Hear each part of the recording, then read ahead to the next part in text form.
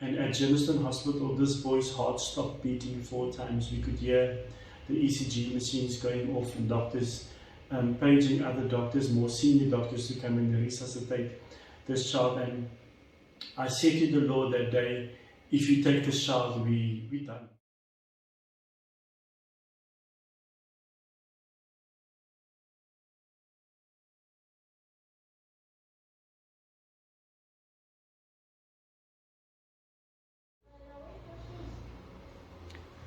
Alright guys, so today we're at El-Shammah.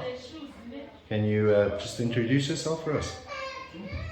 I'm Merencia Scots, married to this guy next to me. And we married for the past 18 years, and we are the managing couples here at El-Shammah Home. She said it all. I'm Allistair Scots and Merencia, my wife. We run El-Shammah Home. We've been involved with El-Shammah for the past 10 years, and we're running it now. This is our 6th year going. Your 6th year going. Alright, so you took this place over from another, also a non-profit organization. Just explain to us how that actually works. Okay, Bertha and Frikkie Spies, they started this organization. Bertha had a consultation or counseling, was it, with a young man that was abandoned at birth. And that prompted her to start El-Shammah Home. So in 2016, they wanted to close the place, and then they said, unless we want to take it over. And then, we said, well, Pastor, let's go pray about this. We prayed about it, and God answered us. And on the 26th of August, we actually moved from our small holding where we lived for a year after we lost our jobs to come and take over. We were given a few months to come up with the money for the property. God helped us even in that regard, that we were on TV. We bought the property cash. It's a challenge working, living, sleeping next to your spouse, but we love what we do, and we know this is what we should be doing. So they say if you love what you do, you'll never work a day in your life. Yes, and that's true. So tell us about the hole in the wall. What is the hole in the wall? Can you tell us a little bit more about this? Okay, the hole in the wall is where they mothers that wants to get rid of their babies discreetly. They place the child in the hole. It's a small basket. You open it on the one side. When you put the child down, it triggers an alarm, and that notifies the person in the house that there's a child in the basket. So then we open it on our side, and then we take the child out. We have a social worker on duty, employed. So the social worker, if some places don't have a social worker, but then they do have the welfare social workers who assist them with a Form 36 and getting the child placed at a place of safety. Okay. And when last was a baby actually placed in this basket?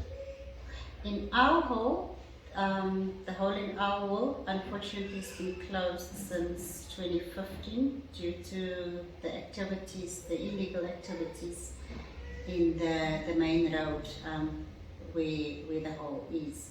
So, drug pendlers, what do you call them? Drug users. Okay. Yeah, when they see them selling the drugs, and they see the police, they would put the drugs in the hole. In our wall. So they're basically the scar of it. Yeah. And what happens is that the weight or their hand also triggers that alarm. And so we would go out expecting a child or a baby, but that would not be the case. And so we've closed it for that reason. We'd like to reopen it in the near future. We want to reopen it as well. But what we must also understand is a place of safety or child and youth care centres such as ourselves are limited with the amount of space. So we certified for 12 babies. So if we have 12 babies and another child comes, then according to our certification, we are then illegally having that child in our care. I understand. Okay. Wow. So where do most of the babies then come from, if not from the basket? Is it walk-ins, people contact you via phone, email? Every child that comes into our care has to be the parents. Sometimes it's the mother, sometimes it can be family members. You have to contact the social worker. Sometimes the child is abandoned in hospital, which is a safe place then, because there's doctors and nursing staff.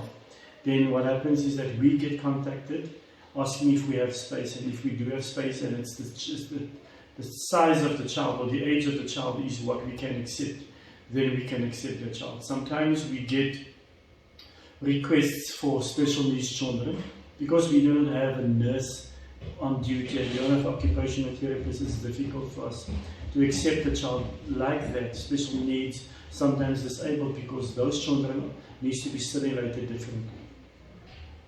Okay, that's very interesting. You said earlier you're only allowed having kids up to 2 years of age. Yeah. Is that correct? Yes. So what happens when now a baby comes in, a toddler of 3 or 4 years old? Well, unfortunately, the social worker is then referred to a bigger home. So our social worker would liaise with a welfare social worker or the social worker from Department of Social Development, and they would, based on our certification, they would prepare a plan that's best for the child in need. Okay. And that plan would be obviously to place them with a bigger home, because they have to be stimulated. Unfortunately, it's not just about accommodating a child, but it's about the food that they must eat. If we only have food for babies, a child 3 years of age has to be nourished differently. They have to be stimulated differently. They have to attend a preschool. So there's a lot of nitty-gritties that goes on behind the scenes. People call it red tape, but unfortunately, or fortunately for the child, the social workers, they look at what's in the best interest of the child. Okay. Yes. We can help emergency in cases of emergency after hours, especially on weekends, public holidays, because the courts are closed, because social workers are on skeleton staff, because on standby duties. So we sometimes do help children that are older than the age of what is allowed in our home, but it will only be for a couple of days, just to give that social worker some time for her to find suitable accommodation or a home that will best suit the needs for this particular child that she needs to place. I understand. Okay. I think a lot of people don't really understand what is going on here. Can you share maybe 1 or 2 stories, just of things that's happened here? Maybe some interesting stories about a child that came in. Okay, we had a child that was abandoned in Kensington a few years back. And that child came in with a hole in the heart. Now, in most instances, anyone who has ever worked with a child with a hole in the heart knows that that's endless hospital visits, doctor's visits. If that child's temperature spikes, then we have to take that child to hospital. We can't, we don't play around with a sick child. So, so a few years back, the child was up for adoption, and then most of the prem children, they unfortunately in South Africa, most of the prem children are adopted overseas, so it's inter-country adoptions. So during the time the child was scheduled for an operation at one of our public hospitals, and she went for the operation, she went for a procedure. The procedure was unsuccessful. Then she went for the operation during that same week. Needless to say, it was a success, thanks to our doctors. And then the parents came, 1 month later, the parents came to South Africa, and then this was all done by the adoption agency. Then they went with us to the hospital. We sat at the government hospital. Now for us, we know that it's not like a private hospital where you just walk in, Not at an all. hour later you walk out. We sat there from 7:30 in the morning up until about 4 o'clock in the afternoon, because the child had to be discharged from the hospital, from their records, because the child is going into country, to Belgium. And today she's a beautiful girl. There was no complications after that operation. So as our South African doctor, we are very proudly South African, so we were proud of the doctors, of the operation, because when it comes to first world countries, people always look and think that this is most probably they're going to have complications afterwards, but she never had. We're still in contact with the mother. We're still in contact with. She sends us photos of the child often, and we do have permission to share that. I'll share some of those photos with you. Okay, thank you. Yeah, we've got a few stories to tell. The other one I can think of is a little boy that was placed in our care. So Merencia and I are vetted by the courts in Germiston, Johannesburg, as foster parents and adoptive, because we've adopted our very own child from this home. We cannot have children. We've been down that road. It was lonely, it was emotional. We prayed, we asked, we fasted, we looked for help, sent emails to IVF specialists looking for assistance with having children of our own. I believe God knew what He was doing. One day I said to God, "You don't want to give me kids?" Well, I wasn't specific. We now run a home for abandoned babies. Not all of them are abandoned. The story that comes to mind is one with a boy that was given up into our foster care. His parents couldn't afford him at the time. His father used to visit. One day he was also born sickly, was born exposed to HIV. He was very sick at birth. I think his parents thought he was going to die. We had to go to hospital with him one Sunday morning, and at Germiston Hospital this boy's heart stopped beating 4 times. We could hear the ECG machines going off and doctors paging other doctors, more senior doctors, to come and resuscitate this child. And I said to the Lord that day, if you take this child, we're done, because emotionally it takes its toll on you, this kind of work. Lo and behold, he pulled through. We sometimes underestimate the fighting power and the willpower that babies or toddlers have. He was transferred by ICU ambulance, very state-of-the-art ambulance. The one ambulance personnel he's actually the same qualification as a staff nurse on that ambulance, and he was taken to Joburg Hospital. We've been with him in and out of hospital because he was in our care, and he pulled through, and today he's with his dad. His dad applied to the court to be taken into his custody. The mom sometimes contacts me, and but they liaise with one another. We believe we've done what we needed to do, and so it's sad when they leave, because that is another thing that happens here, is that babies, when they come, they have to one day leave.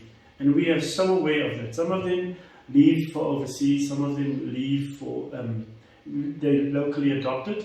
And just yesterday I was asking myself, I wonder how this one particular child is doing, because sometimes they do leave and you don't get any feedback, or no videos or pictures, or even a phone call from the adoptive parents. And it's okay, because we have an idea of when they should and could be leaving, and so we debrief ourselves. We go through Afrikaans stills paper, but because we understand that we pound our hearts, we beat our chest, knowing that we've done what we needed to do for that child. Yeah, you get so attached. I mean, it becomes one of your own kids. Yes. Yeah. It's difficult to work with babies and not get attached to them. They come in 2 days, 5 days, and then they leave 2 years. So you are there through the initial phases, when they take this first step, when they get the first truth, when you are there through, like a real mother to the child. Absolutely. So the caregivers, the social worker, the staff here at El-Shammah, we take that part of the job very seriously. We care for our babies, we play with them, you know, we teach them to walk here. So all their milestones, they reach it here. If there's, you know, the sickly ones, we had one that had a cleft lip. Now that was our first cleft lip child, so we didn't know what to expect. We read up on it. We asked the pediatrician. We have a pediatrician that serves the homes, the children homes in Gauteng. So we asked her what can we expect? Would we be able to take care of this baby? And then she said, you know what? Because of the size of the hole, you'll be able to do it.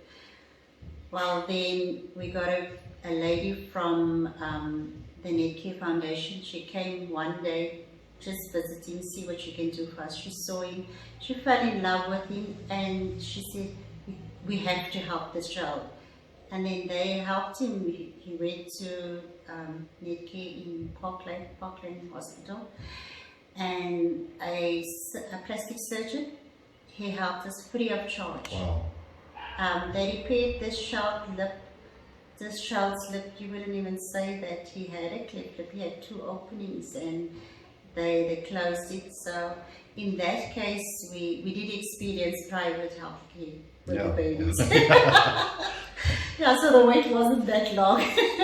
And now, earlier you were telling us there was actually a lady that changed her mind after she spoke to her parents. Yeah. I think that's maybe something a lot of people need to hear, because you know, it's not the end of the world. Maybe first can speak to your parents about it. So just tell us about that. Well, I come from a single parent home where my mom raised us after my parents divorced, and when I started to work with these children, a lot of times society judge mothers and say, how can a mother? I got to step in there and say, how can a father? Because it takes 2 to tango. What happened was, we have this baby's in our care at the moment. His mom had him. The parents didn't know, her parents didn't know she was pregnant with this child. She went and she put the child in a hole in the wall. The child then came to us. Then she spoke to her parents about what she's done and the fact that she was pregnant and they didn't know. And the parents actually flipped, contrary to what she thought was going to happen, actually happened. She thought that they were going to be very disappointed, which I'm sure they were. But the support was more important, and that is one of the reasons for abandonment, is the lack of support. And then what happened was, she emailed our social worker. She's still studying, and so she felt that I'm young, I'm just going to mess up my studies. I want to say to young girls, you're not the first, you're not the last, and you're not the only. There's a lot of young mothers out there. If you reach out for the support, you'll be amazed that I'm sure that if my child should come home telling me that I'm going to have a baby before marriage, it's going to freak me out. But I think the fact that you're going to be a grandparent changes that a little bit. I'm thinking of a friend of ours by the name of Fabian. He's in that position at the moment. So this lady came, and I asked permission to take a picture with her and her child. She's given me that permission, and I've posted that on our Facebook page to say to parents, you know, as much as we rear our children, to do the right thing. Yes, babies are a gift from God. So you as an adult probably made a mistake having this child, but that child doesn't necessarily need to be a mistake. Yes. Yeah, that's awesome. Just quickly, what made you decide to do this? Or you were talking about a revelation before. Yeah. We've always wanted to do charity work. Many years ago, we were involved with a feeding scheme in Benoni. There they only gave the homeless soup. And when we came, we changed it. We made stews and we made pastas. And then later on, we looked at the holistic approach of not just feeding, but clothing as well. There was a bit of education. I remember one boy, I got him a job. There was one that went back home. He was very interested. We just wanted to do that at that time. And then we have what we call a spiritual daughter. We have a child that is 30. We put her through school. We paid for school fees. We paid for her matric ball. When she turned 21, we paid for that. When she went to and applied at varsity to the NASFAS, I said to her, we don't have that kind of money. but I serve a big God was my answer to her. Then I prayed over NASFA's papers and she got 2 bursaries, and today she works for Toyota head office and she's an IT infrastructure specialist. And I always say to her, you need an A4 piece of paper for your business card, because that's a huge title. So that is always what we wanted to do, is to just see a need and fulfill it. What happened many years ago is Merencia was challenged on Facebook by one of the groups that she belongs to go in the community and do something and give back and be an elf. She came here and she saw babies and she met with the staff and the management that was here at the time, but that was it. Then I met a man at an accident scene up the road here, which I actually saw in my rearview mirror that Saturday morning. That lady passed away in that accident. There was no other vehicles involved. She flipped the car. And there I met a man, an Indian oak, and he invited us to church. And so we went, and then when we got there, we heard about the baby home and we wanted to know more. We took the pastor of the church to our plot, because he and his wife were the ones that started El-Shammah Home, and I offered a piece of land to him for planting the veggies that they needed. Then one day, that same day, on our way back, he says, why don't you guys consider adoptions? Pastor, we help where we can, but not adoption. Then I was at work, and the lady that was working here at the time contacted me and she said, we've got a child up for adoption. I said, I'm not interested, you can phone my wife. Big mistake. They phoned Merencia and she came and she saw the child. I came home from work that day. I said, I don't want to know. I don't even want to know the gender of this child. I'm not interested. And then after a bit of convincing, she got me to come here this Saturday. I sanitized my hands, because that was always a thing here at El-Shammah Home, even before COVID. I walked into the doorway and I said, don't tell me it's that child. She's 8 years old today. She was adopted late last year. And we thank God. So we know that this is what we need to do. Somebody said to me many years ago, you have a heart to love people. And people will come to you to be loved. And I thought, that's what I wanted to hear. I wanted to hear how successful I was going to be and how much money I was going to make. But what I'm doing at the moment is I'm changing lives for the better with my wife. I agree. Absolutely. So in 2016, they were going to close this place. We came to a wedding we were staying out in Free State, and we came to a wedding in Johannesburg. And we came to the pastor, we went to visit the pastor just to show him how big our daughter is now and how cute she is and all the things she can do. And then he said, no, you guys must come in. We asked us if we're back. We said, no, pastor, we don't have jobs here, so we can't be back. And then he said, come inside. We spoke extensively about the baby home, and then he said, they're going to close the place at the end of June. We said, Pastor, you can't do that, because our baby comes from the baby home. And there's so many others that, other mothers, other parents that must meet their children here. So no, you can't do that. Then he said, unless you guys want to take it over. Then he said, oh, Pastor, let's go pray about this. We went to pray about it, and God gave us word. Every time we prayed, the direction was towards the baby house. I think the most significant word that God gave Allistair was in Matthew, where Jesus said, Jesus said in his word, it's in Matthew, Mark, and even in Luke. I can't remember. I must actually go and I must actually, what's the name? Memorize this verse where Jesus said to Joseph and Mary, do you not know that I must be about my Father's business? And so that was the word, and that was, I remember we had a scooter at the time, and the scooter's wheel was flat, because on the farm you ride on gravel road, and I couldn't use the scooter to go to work, so I had to walk. So I woke up earlier, and every day when I come from work, Merencia will tell me, and she will show me the verses of scripture that God gave her, and I became fearful because I got nothing. Yes, I got nothing because I asked nothing.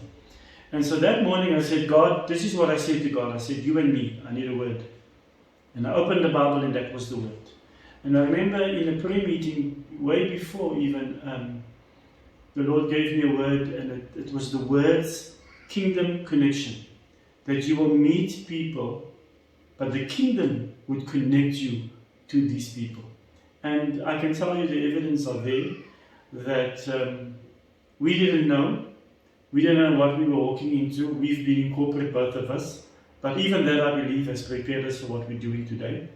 Merencia is a qualified business consultant and I'm a qualified security manager. And I believe what we've done in corporate has prepared us for this. I do operations and staffing, and she does all the other hard work of paying salaries and the admin. And she's basically the what are you? The project manager. Or you know, the CFO. She's promoted herself to be the CFO. Now tell me, you guys mostly rely on, well, absolutely rely on donations, is that correct? 100% Alright. donations. Oh. At the moment we don't get a grant from government. I think due to COVID and due to a lot of other things that we don't get the grant from government at the moment. But we do get the support from the community and the communities surrounding us. We do get when it comes to kind donations, we can call in our community. We have a wonderful community from Rose. If we need milk, then he puts it on the group. Lo and behold, the elves of Primrose, they come and they give us the milk that we need. But there's other things that we also need that needs finances at the end of the day. We can't give the milk or nappies to the municipality in exchange for electricity. There's bills to be paid, staff to be paid. And at the moment, we are running at a deficit of 30,000 per month. Due to COVID, some of our sponsors has withdrawn in 2020. They have withdrawn to obviously look after their staff as well, understandably so. But we need to continue the work that we do. Yeah. And in order for us to continue that, we need to raise money for that on a monthly basis. So we need an additional 30,000 per month. So we need 55,000 rand to run this place, stress-free. And my hair has fallen out and I've grown a beard and I've noticed that it's even turning grey. And so somebody came here some time ago and she said, that's 550 people giving you 100 rand a month. And that's what it is. So our appeal is to the people out there, like Merencia actually said, we would love to help more babies. We'd love to employ more people. In fact, because of COVID and because of the lack of income, we've actually had to retrench staff. Our staff salaries are very little, our salaries are very little, but we don't do this to enrich ourselves. We do this because we know this is the call of God for us. We've never had not to pay our staff. How we do it, I cannot tell you. I cannot tell you how we do it, but we know that sometimes we just lift our hands and say, God, you had them come into this world. Under the circumstances, you know, and so you provide. And so God provides. But we would like to ask people to firstly like our Facebook page, El-Shammah Home, that's the name of the Facebook page. Get friends and family to like our page, follow us, share our posts, comment on our posts, ask questions. A lot of people do not know when it comes to adoption and foster care. And so they go about hearsay, or my friend said, or my family members gave advice. Even up to yesterday, somebody asked me, if you want to adopt, you must approach an adoption agency. We are the warehouse, so I always say the stock gets manufactured somewhere, then they come into the warehouse, and then one day they'll be dispatched. So we are what we call the place of safety that keeps the baby safe until such time that child is either adopted, fostered, and sometimes even reunified with their family members. Right. Well, thank you so much for sharing that with us. I think we'll probably do a few follow-ups with you. I think there's a lot more to be told and to understand, but I think we all understand a little bit more about what you do. Is there anything else you want to share with us? The name El-Shammah means God is present. Right.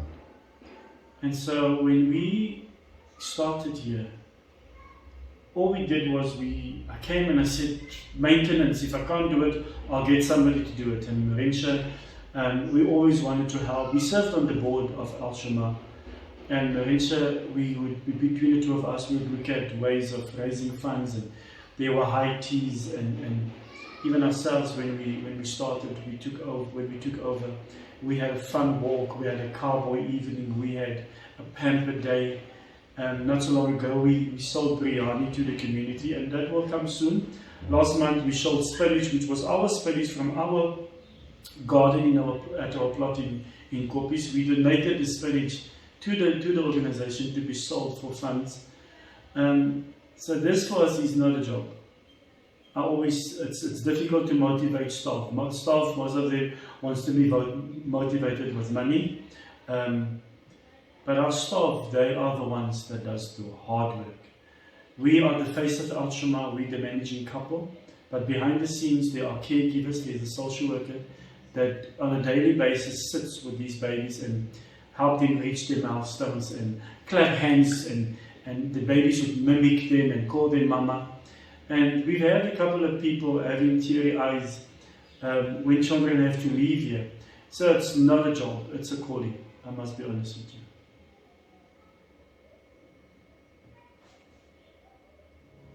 Thank you very much for sharing that with us. You're welcome. We will see you soon. Thank you. Thank you.